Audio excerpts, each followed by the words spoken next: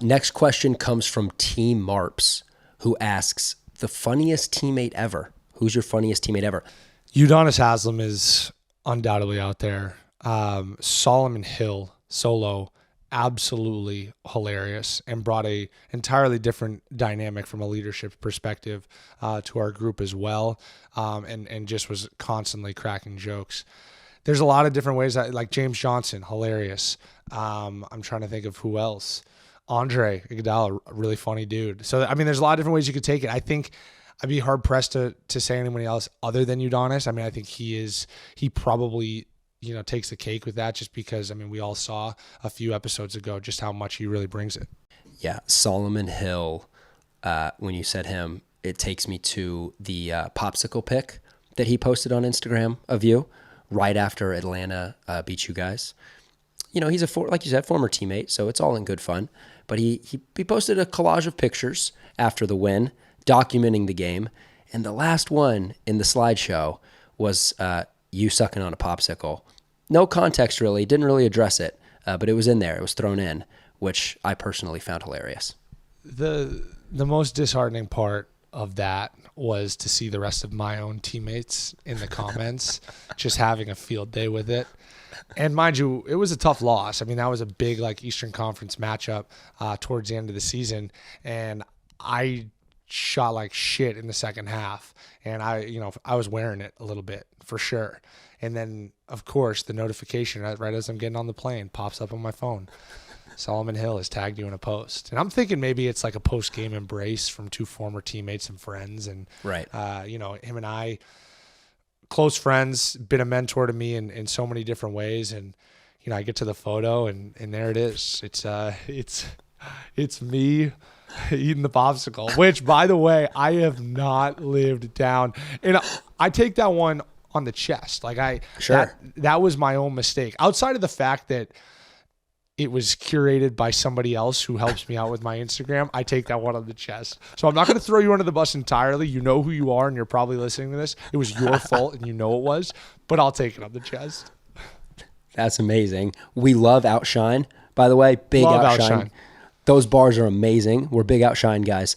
But I do have some beef with Outshine that they won't let you lean into the Popsicle Poppy moniker. I think that could really help things take off for you. Just we're trying to build your personal brand. And I think Popsicle Poppy is something that we really should lean into because you're, now turning into the face of the Outshine bars. Well, first off, I love Outshine. Truthfully, they make fantastic bars. Second, I believe it's like a trademark infringement because we asked about it. After I posted that one and it blew up the way that it did, I mean, the post kind of served its purpose from like a marketing standpoint. Like people were commenting on it like crazy and sharing it like crazy because it was just so ridiculous. But then it was like, right, I had a little thought to myself, like, let's just like totally lean into this. And then it kind of got shot down. While we're talking about brands, I need to do right by a particular brand that I've slandered on this podcast many times. American Airlines.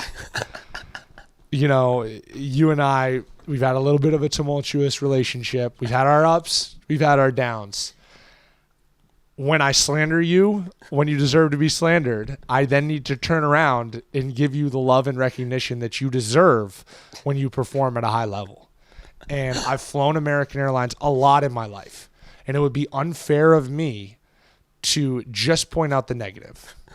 Have I pointed out the negative? Yes. Do I do it from an accountability standpoint? Yes.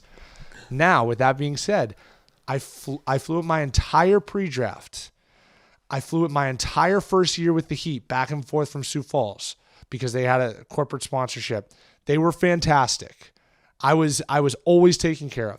And I've actually, believe it or not, despite what I've said on this podcast, I've flown it since I, publicly held them accountable, and they have delivered. So it would be wrong of me to continue to live my life without addressing the fact that American Airlines, way to step up. And I appreciate all that you're doing to get me from state to state, city to city. I'll tell you what, that felt genuine. Felt like it was coming from the heart. I think that was really beautiful. Look, if I have a bad day on the podcast, you're going to tell me about it. We got to hold each other accountable. Right. So just because we shouted them out a couple times in a constructive criticism way, that doesn't mean that we love them any less. And that's what it was. And I want everybody to know that. It was constructive criticism. Now, could we have mended this relationship a little bit quicker with maybe a flight voucher or maybe an upgrade, something like that? Sure, certainly could have. They chose not to go that route. I understand it. But what they did choose to do was fall back on the fact that they felt that they were reliable more times than they would not be. And I got to give them some credit. The last, 3-4 times I've flown them, they've been reliable.